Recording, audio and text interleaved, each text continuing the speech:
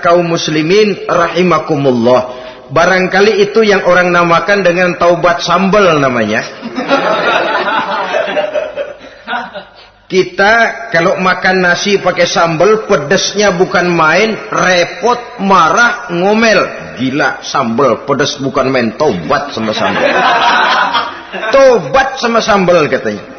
Tapi 2-3 hari kemudian dia makan lagi, nggak ada sambal, nyari. Kemarin sudah taubat, 2 hari kemudian malah nyari. Ini bukan taubat yang sebenarnya. Penyesalannya tidak diiringi dengan berniat untuk tidak mengulangi perbuatan dosa itu selama-lamanya. Saudara hadirin, kita sudah taubat, tidak mau lagi minum minuman keras. Datang teman, minum ya, nggak mau. Kenapa? Saya sudah taubat. Yang benar.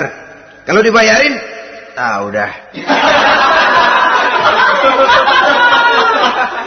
Jadi rupanya taubatnya itu cuma karena nggak ada yang bayarin. Begitu datang yang bayarin, berangkat lagi. Itu belum lagi merupakan taubat yang sebenarnya. Begitu juga kita taubat dari meja judi. Pada waktu sudah buras, bangkrut, habis-habisan, mungkin menyesal, mungkin bertobat.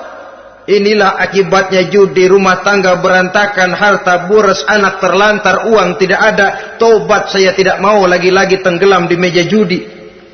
Pada saat kondisinya bangkrut, itu yang diucapkan. Tapi 2-3 hari, 4-3 minggu, 1 bulan kemudian rezekinya banyak, makmur lagi, usahanya maju lagi, lupa lagi dia kepada ucapan sebelumnya, akhirnya sedikit demi sedikit tenggelam kembali di meja judi. Ini pun belum merupakan taubat yang sebenarnya. Jadi untuk sempurnanya taubat, yang pertama menyesal terhadap dosa yang telah dilakukan, yang kedua berjanji tidak akan mengulangi lagi, kemudian yang ketiga meninggalkan perbuatan jahat itu untuk selama-lamanya. Dengan kata lain, kalau memang taubat tidak mau minum lagi, talak 3 itu minuman keras.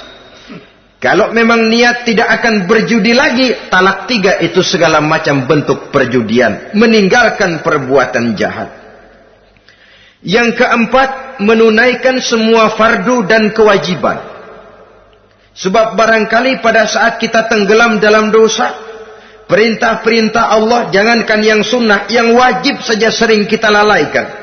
Maka apabila diri telah berniat melaksanakan taubat, maka tunaikan semua kewajiban yang disyariatkan oleh agama kepada kita. Yang kelima, meminta halal kepada para lawannya dengan termasuk mengembalikan hak milik orang lain. Ini kalau menyangkut hukukul adamiyin atau hak-hak manusia. Jadi kalau kita berdosa kepada sesama manusia, Allah belum akan menerima taubat kita kalau kita belum minta maaf kepada yang bersangkutan. Adapun kalau kita sudah minta maaf tapi yang bersangkutan tidak mau memberikan maaf, itu urusan dia kepada Allah. Urusan kita adalah meminta maaf kepada yang bersangkutan. Hal yang keenam, mendidik atau melatih diri untuk bertaat kepada Allah. Sebagaimana kita dulunya telah melatih diri, memperturutkan diri untuk berbuat durhaka. Lalu memperbaiki yang dimakan dan yang diminum. Itu juga merupakan ciri dari orang-orang yang melaksanakan taubat kepada Allah Subhanahu wa ta'ala. Kemudian apalagi memperbanyak istighfar di dalam kehidupan. Disabdakan oleh Nabi, inna likulli da'in dawa'un wa dawa'u zunubi al-istighfar. Sesungguhnya segala macam penyakit tentu ada obatnya, dan obat dari segala macam dosa adalah istighfar. Saudara-saudara kaum muslimin rahimakumullah. Jadi kalau yang terdahulu merupakan perbuatan-perbuatan konkret, maka yang terakhir ini taubat dalam bentuk ucapan berupa memperbanyak istighfar, memohonkan ampun kepada Allah Subhanahu wa ta'ala.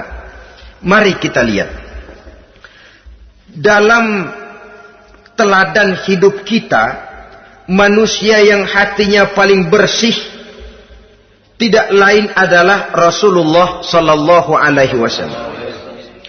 Beliau sudah mendapat jaminan ampun dari seluruh dosa. Liyaghfir lakallahu ma taqaddama min zambika wa ma ta'akhkhar, kata Allah. Muhammad, dosamu yang dahulu, dosamu yang sekarang, dosamu yang akan datang jikalau memang ada, seluruhnya sudah mendapat jaminan ampun dari Allah. Tetapi coba lihat dari sejarah perjalanan hidup yang mulia ini.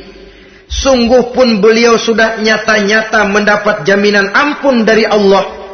Beliau mengatakan, ayyuhan nas, tubu ilallah, fa inni atubu fil yaumi mi'ata marrah. Wahai manusia, bertaubatlah kepada Allah, maka sesungguhnya saya, kata beliau, dalam satu hari bertaubat 100 kali kepada Allah. Dalam riwayat yang lain, sab'ina marrah, 70 kali beliau mengucapkan istighfar minimalnya dalam sehari semalam. Orang yang sudah nyata-nyata mendapat jaminan ampun dari Allah ini, satu hari satu malam istighfarnya minimal 70 kali. Apatah lagi kita yang nyata-nyata belum mendapat jaminan ampun dari Allah. Di dalam satu hadis diriwayatkan bahwa iblis laknatullah alaih pernah berkata, ahlaktun nasa bizzunubi wal ma'asi. Aku rusak dan aku hancurkan kehidupan manusia dengan dosa dan dengan segala macam perbuatan maksiat. Iblis menghancurkan manusia dengan menanamkan kegemaran berbuat dosa dan menanamkan kesukaan untuk bergelimang dalam dunia maksiat. Tetapi kemudian iblis mengakui, wa ahlakuni bila ilaha illallah wal istighfar. Tetapi kemudian terbalik, manusia menghancurkan aku dengan kalimat la ilaha illallah dan dengan istighfar, yakni mengucapkan astaghfirullahal azim.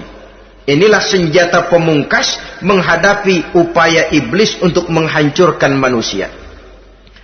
Kalau iblis menghancurkan manusia dengan perbuatan dosa, dengan menenggelamkan manusia ke dalam perbuatan-perbuatan maksiat, hendaknya kita sadar. Pada saat kita terdorong untuk melakukan perbuatan dosa, kita lalu sadar inilah perangkap iblis untuk membinasakan saya. Pada saat kita terjebak ke dalam perbuatan maksiat dan munkarat, ingatlah baik-baik, inilah perangkap iblis untuk merusak dan membinasakan saya. Maka hancurkan perangkap iblis, hancurkan tipu daya dan usaha iblis itu dengan apa? Dengan kalimat la ilaha illallah dan dengan memperbanyak istighfar. Falamma ra'aitu dzalik, ketika aku lihat hal itu, kata iblis, mereka hancurkan kita dengan dosa dan maksiat, dan kita hancurkan mereka dengan la ilaha illallah dan istighfar. Diamkah iblis? Puaskah iblis? Ternyata tidak. Apabila aku lihat usaha manusia itu, ahlaktuhum bil huda, ahlaktuhum bil hawa, wahum yahsabuna annahum muhtadun. Apabila mereka hancurkan aku dengan la ilaha illallah dan istighfar, maka aku kembali menghancurkan mereka dengan mempergunakan hawa nafsu, sehingga mereka menyangka bahwa mereka adalah orang-orang yang mendapat petunjuk. Ditanamkan dalam diri kita perasaan bahwa kitalah orang yang paling benar. Itu pun tipu daya iblis. Maka orang pintar itu baik, tapi merasa pintar itu jelek. Orang benar itu bagus, tapi merasa benar itu tidak baik. Karena biasanya orang kalau sudah merasa benar, lalu cenderung untuk menganggap orang lain tidak benar. Kalau sudah begitu, dia akan mengklaim diri, sayalah orang yang paling benar, yang lain tidak benar semuanya. Itu termasuk perangkap iblis juga. Setelah kita gempur mereka dengan kalimat tahlil dan dengan kalimat istighfar.